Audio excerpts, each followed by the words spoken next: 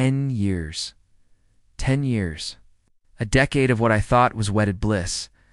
We were celebrating our anniversary, a huge gala, surrounded by everyone who mattered in our lives. Friends, family, business partners. The champagne was flowing, the string quartet was playing, and my husband Mark stood up to give his toast. He was all smiles, talking about our beautiful life, our perfect family. I was beaming, feeling like the luckiest woman in the world. And then it happened. From a corner table, our nanny, Clara, stood up.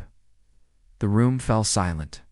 She wasn't just standing, she was holding a tablet, her face a mask of grim determination. Mark's smile faltered. He tried to wave her down, but she just walked forward, right up to our head table. The air crackled with tension. This wasn't part of the plan.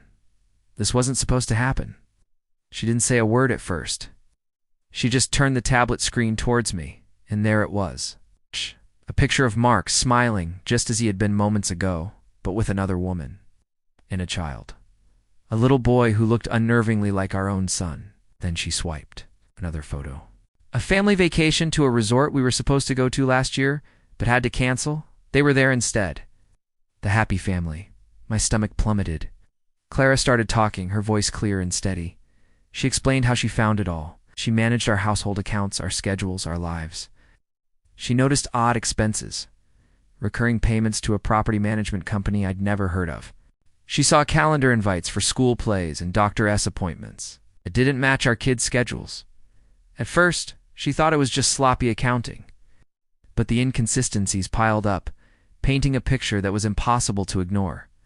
A parallel life, yet a whole other family, living just a few miles across town. The proof was undeniable bank statements, property deeds in his name. Even a social media profile for his other wife, filled with photos of their life together. The room was buzzing, whispers turning into gasps. It wasn't just the emotional betrayal that hit me like a physical blow. It was the financial deception. It's the secret house.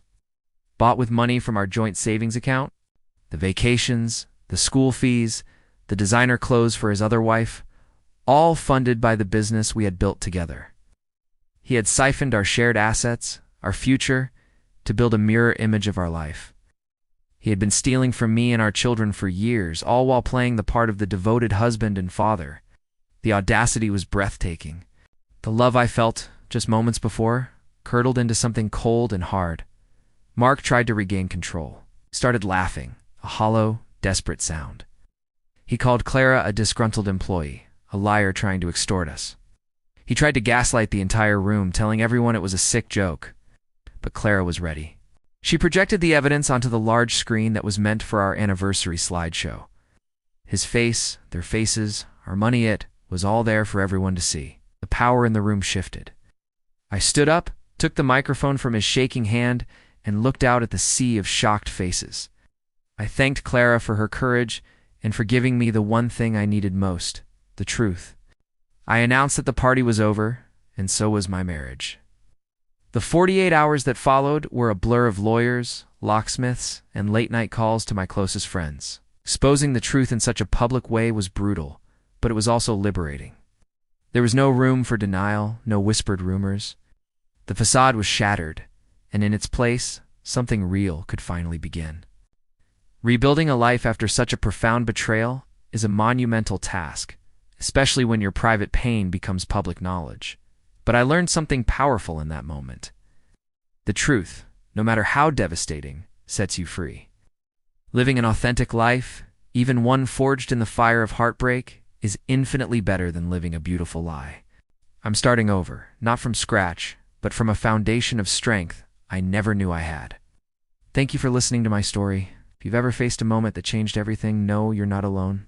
Follow for more on this journey of reclaiming my life.